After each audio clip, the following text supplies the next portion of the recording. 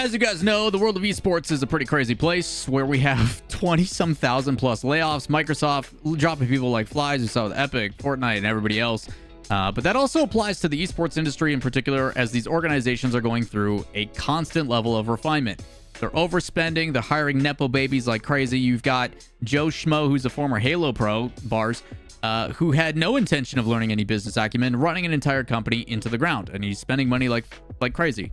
I don't think it's as crazy to think that the joke that Moist Esports, when Charlie and Ludwig partnered up, of them literally just lighting money on fire and throwing it into a fire pit, is all that unrealistic. It's kind of how esports has operated for a long time. And with that in mind, it's kind of created this conversation of like, what does it take to run an esports org? What does it truly take? And I've had conversations with my chat numerous times, which everybody in chat, appreciate you guys being here. Everybody in the comments, appreciate you being here.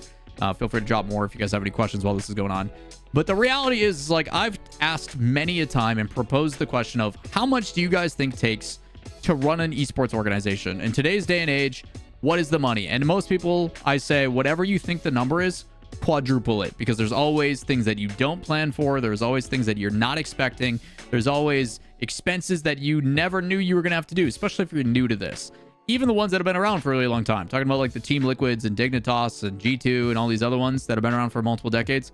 Still, the amount of money that is going through their system is absurd. And I don't think you guys can really fathom how much that truly is. But with that all being said and done, there is a certain person in the esports industry that has been very transparent, very forthcoming with information. You guys have heard me talk about him at length on this channel. This is Jeff, the COO of Resolve, the team that picked up Cash and Friends in the second split of the season. They basically combined their old team that wasn't doing too great, rebuilt with another player, pushed them together and tried to make a run for their money. How much specifically did they spend? What kind of revenue were they driving? And as well, provide some insight about some things that I may be a little bit more blunt and a little bit more candid about than Jeff, because obviously he loves and cares for all of those players. And I'm not saying I don't, but I also am here to tell you guys the facts, the brutal, honest type answers, which is why you guys come to this channel. So with that said, let's jump into the thread and kind of discuss. Again, massive shout outs to Jeff. Being this transparent with what is going on within their company is not something that happens often. The only time we really saw this was a handful of years ago, where Cloud9 specifically stated how much their players were being paid in Counter-Strike. And now that stuff doesn't really happen anymore. But that open honesty, how much contracts are for and stuff like that, I think that transparency is good. It also helps with market rates. It helps players ask for like basic minimums. Like, there's some really good things about it. But primarily, most people don't share how much they're making because, quite honestly, it's none of your business. Jeff puts out a tweet saying, hey, blows the Resolve thread on how much we spent this year. I'm going to detail it. I'm going to break it down. How much we spent on players, hotel costs, salaries, bonuses, boot camps, all of it. There's some bits that he missed, and this is where I'm going to push for Jeff. Go to Jeff's page, go to his Twitter page or his Twitch page, go to the link. He has a VOD where he actually walks through all of this, so I will try to provide some of the insight I remember from watching it while doing this. First things first, he says player salaries, the one you're all here for. In 2024, we spent just shy of 93,000 pounds on player salaries for this year. Now, most contracts are a year-long contract. I don't know if that's the case for this, because the season was only 7-8 months, even shorter realistically, considering the players didn't play that long.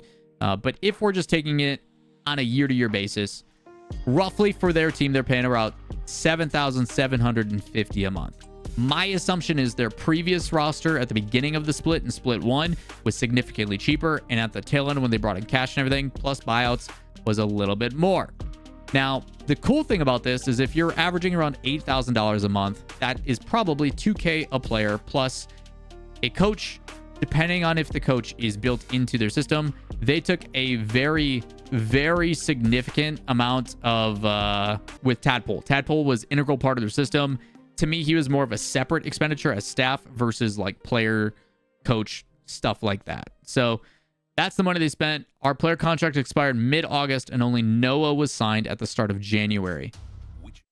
Works out to roughly around $13,000 to $14,000 per month, which is 7 months. So that makes more sense. It's not over a 12-year period. It's over roughly a 7 or 8 month period. So you're talking roughly $13,000-ish a month over 3 players plus a coach. Unless that's just the 3 players. And if it is just the 3 players, just for rounding purposes, 13,000 divided by 3, that's a little over $4,000 per player, which I can tell you for a middle of the pack team, if you're trying to consistently push into like top 8, that's about the market average. I do not think they overpaid necessarily based on what the market average is, but in my personal opinion about how much they should be paid, significantly overpaid because the market is heavily inflated. We'll talk about that later. He then talks about staff salaries. Slightly complicated to work out because while I do have dedicated RL staff, we also have staff that wears multiple hats, rightfully so. Their production team, their producers, all that kind of stuff. And that approximate cost is roughly $50,000 to $60,000 a year. Now, I have a hard time of this being lumped into the total amount that they spent because staffing should be wearing multiple hats. They should be doing multiple things. If you have a content director, that content director needs to cover all of the teams in every single different department, so on and so forth. There is overlap there. So again, I do agree with him saying that this isn't totally clear of their calculations, but it's just a very blanket statement, which I think is fair. Then talks about bonuses. A lot of contracts do have incentive-based contracts where it's like, hey, here's your base salary, and if you get consistent top 16, consistent top 8, so on and so forth, we're going to give you a bonus where you get a little bit of a pay bump because that's your incentive. You grind. We're trying to incentivize that grind, but we're not going to pay you unless the results are there. And with an unproven team, makes sense. Smart way to go about it. Those bonuses came out to be about $5,000. Not a whole lot. Nothing too crazy. Social and streaming incentives, I think personally are insane. I should not be giving incentives for you to do your job. Maybe that's just me being a stickler, but the reality is that you as a public figure, you as a pro, required in my contracts are required to make content and are required to post on socials, do meet and greets, so on and so forth. The only time it is additional is if it is additional work, or on the other side of that, that you have to do an activation. If I am a pro and I'm focused on being a pro and doing content, this and that, and you say, hey, we've got this photo shoot thing, I would think it's fair to pay those people for their time. And if they don't want to do it, they can opt out, but they are going to lose out on the opportunity for what that means, whether it be brand associations, or that, by all means, I don't want to force my players to do that if they're uncomfortable doing it, but I do want to make sure they get paid to do it. Just like as a commentator, if I do a commercial, if I do anything, I'm getting paid an appearance fee because that is how the world works. You need to pay me for my likeness, my branding, and I don't think that's any different, but I don't think it should have to be a requirement. To me, the ones that take advantage of that, it's why I love Com so much. Com from V1 was always eager to do every interview. He did every single thing to put himself at the forefront. He did everything he could to make himself as brandable as possible. He did all of those YouTube content videos. The only thing is I hope that Com and his agent or whoever he has representing him can leverage the willingness to do that stuff, both as a person who is eager to help out and push that name forward, but also as a pro. That is on his staff and his team that supports him from behind. Something that a lot of these players need a lot of help with. And I'm going to make a big blanket statement, and I'm sure there's plenty of coaches and pros in chat that can all agree that most of these agents are, and I'm going to say this very lightly, fucking useless. Just putting it out there. Just putting out there, a lot of the agents here are just taking money from these kids, and they don't do shit. Hard reality, but if there's no competition and these kids don't know better, they're going to continue to get taken advantage of. It's really, really sad. Now, we're not pointing fingers at anybody in particular because there's a lot of agencies across a lot of different players. Some are better than others. Blanket statement, generalization. Now, they talk about bootcamp expenses, and bootcamps are not a requirement, but they are definitely very helpful. They're good for team camaraderie. They are there for a lot of things that help. It is always better to be in person with your teammates, the ability to have that communication. It's the same thing for me as a commentator. Much rather work in a studio with the people next to me than online. There's lag, there's delays, it's not as good. Now, the thing is if it is at the detriment to the company, these are things that have to be pre-allocated. And I'm without a doubt assuming Jeff and the rest of Resolve took that into account. Hey, we know we have a team. We know we're going to commit. We know we're going to provide them boot camps. We have a general idea of what these boot camps are going to cost. This is built into that budget. These are some of the unforeseen circumstances for a lot of organizations where the players come in and then they go, hey, we want to do this. And now the org can't pay for it because they didn't know about it. Again, these are things that should be done first day before you even sign the dotted line in that contract. You should know about this kind of stuff. There is times where the organization is responsible for things that go poorly. I know plenty of boot camps where they've rented an Airbnb and then all of a sudden the internet isn't what it promised. So now they have to find something else split second, which puts strain and mental issues. There's certain things that happen that you can't really account for until it is last minute. But I do like the fact that they include stuff like gym memberships, because it is proven, it is fact that healthy mind, healthy body is 100% true. The better you are physically fit, the more you are into a physical fitness journey, the better you will perform in a game. It is fact. There's plenty of sciences behind it. I can cite sources if you guys would like me to. But people that work out regularly and stuff usually have more energy. They're more active. Their brain functions faster. Same thing as like a full night of sleep. 8 hours of sleep is like one of the best things you can do if you're not feeling well. Straight up. It's crazy what sleep does for the body. Except for some of those weirdos. There's like a very small percentage of the population that like doesn't require sleep. Crazy. If you've never seen the documentary on it, go check it out. It's actually pretty sick. With that in mind, they paid less per bootcamp this season due to the bootcamp facilities and accommodations being in the same venue. Smart by the organization. Still 16,000 euros. Still a lot of money. Again, there are expenses that I don't think people realize how expensive it is to go to a venue, rent that space privately to be able to use at will, and then have the place to sleep, eat, whatever it is. Finding that locally is also very expensive. We also don't talk about how some of these players may be from all different countries and have to fly to that location. Those travel accommodations are very expensive. He then talks about content, and they up this significantly, which is great. Again, content is one of the few ways that if you do have likeness and branding and stuff, which is why it's so important for these players to do this. I don't care who you are. Players like Reddles, apparently Jack, Garrett G, all of these players that are pumping out YouTube content are more valuable to me than just a regular pro. And they're going to get paid accordingly for that as well. So for them to already have that likeness, that branding, that fan base that supports them, they're going to get paid a little bit more for it. But it also makes it easier for you to make content, to leverage, so on and so forth. Let's call it what it is. Nothing against anybody on the team, but are you telling me that anybody on that Resolve team was a household name? No. Like, and there's nothing wrong with that. But that doesn't mean the organization can't try to prop them up. Results-driven success is 1000% a thing. The better the team performs, the more you're going to see it. I can almost guarantee you that the short-form content that they were posting when the guys made a top 8 appearance and a top 4 appearance probably performed better because the name was kind of the hot commodity that week versus the other ones where they didn't, because they regressed throughout the entire season. They got a 12-point game, or 12-point regional, then 8-point regional, and then 6-point regional. I forget what placing that is exactly because it's a while ago, but again, the point is like performance plus supporting the content. Not everybody can have the namesake of Zen being the guy that everybody wants to talk about that's dominating 1v1 show matches, but Zen is also putting himself out there, playing in all these 1v1 show matches and taking names. So when Vitality signs him, guess what they do?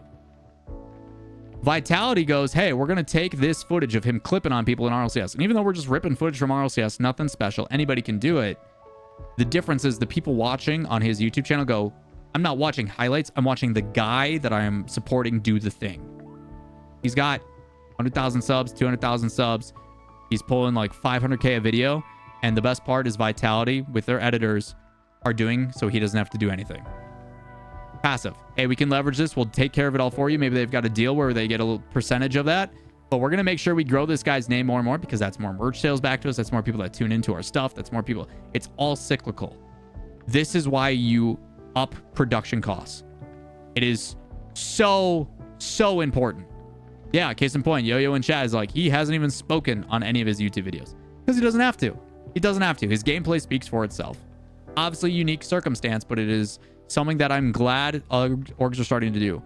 I think one of my favorite videos that I watched this offseason was from Resolve, where they showed a behind the scenes of what actually goes into being a coach.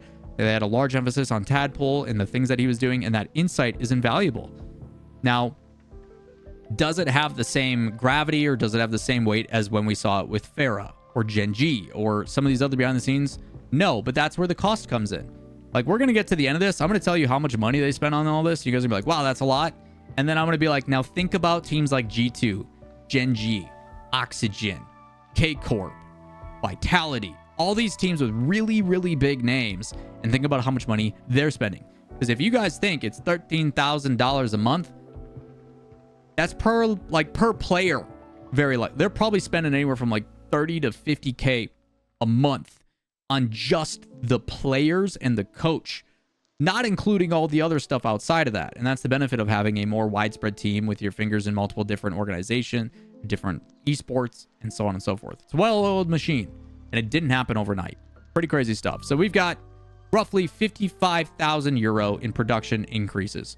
Videographers, editing costs, short form and long form, which they do talk about that a lot of that stuff has to do with, hey, we've got people that are working on the short form side because there are specialists and everything, and it does make a huge difference. It's something that I wish I could afford. I wish I had someone that would literally take my videos, short form video, highlight, upload it for me. I wish I could afford that stuff, because if I could, I know it would do wonders, because that's the meta right now, and you're always having to evolve. So again, that stuff is super important. He then says in his next tweet, 225,000 euros. 225,000 euros. This is just on our salaries and projects. Doesn't include people like myself or other people who cover stuff on other projects. Again, there is some overlap, rightfully so. A lot of these organizations, especially on the smaller side, have to wear multiple hats and do multiple things, which is incredible. And he goes, hey, this also doesn't generic org stuff like recent website rebuilds or apparel costs. And again, you're not always going to have to rebuild this website. There's going to be updates to the website based on new rosters or new bios or results and so on and so forth. A lot of that can be done with an API. But apparel costs and everything else too. And the other thing is if you guys aren't performing and the players aren't making content and the growth isn't there, then at the same time, probably not selling much apparel, which we'll get into. He then goes on to say, hey, appreciate the transparency. I hope you guys like this. And it gives you some ideas of what orgs in the space are spending. We are far from one of the biggest spenders. If you look at the season rankings, every team above us is spending significantly more, which again, I just alluded to. When you look at some of these organizations, if we pull up the actual rankings list about how much money is being spent, you're looking at little old Resolve, right? Little old Resolve right now is sitting at 8. They had a title partnership, which is a really big deal. They probably got a lot of money coming from GridServe for that deal. If I had to guess, it was probably like a 1-year deal for like $200,000. Right? Title partnership, that's not too bad for an org of their size. And with that $200,000, they then go and say, okay, this is our esports budget for the year. How much do we want to put this as a rainy day fund and unlock if we make majors or this and that? How much of this do we want to allocate to the marketing side of things? How much do we want to do towards the team itself?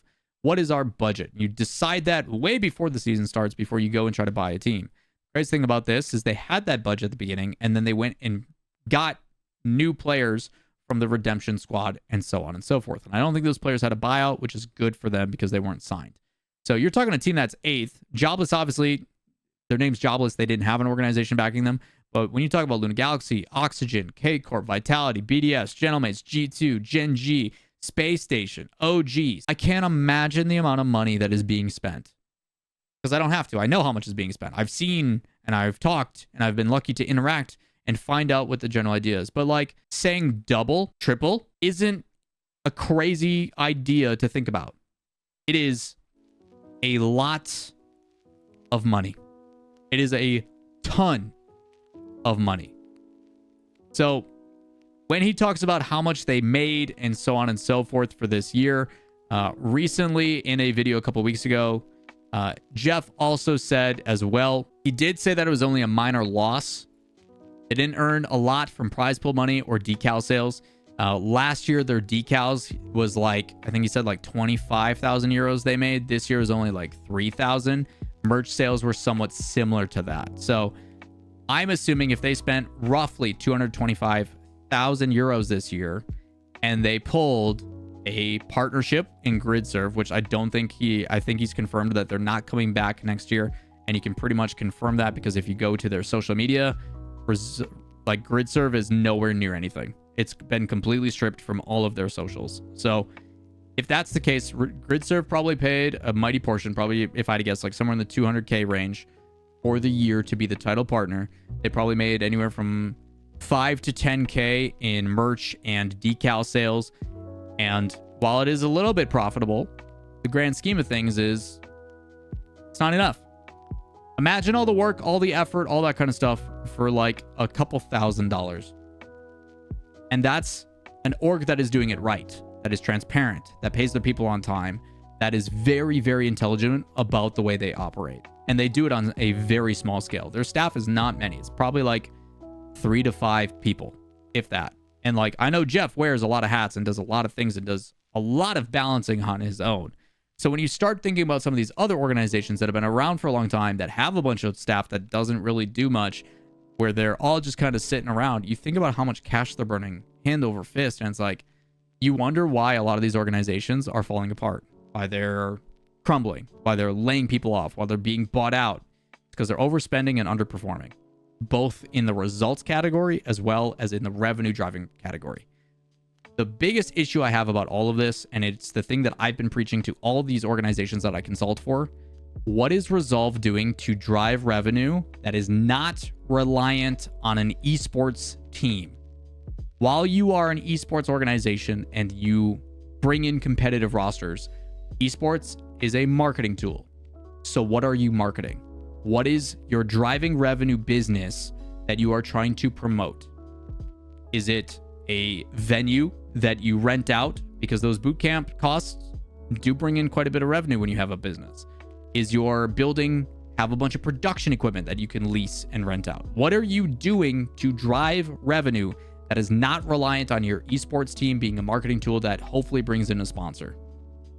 Figure out that answer, and we're going to see esports start to thrive a little bit more.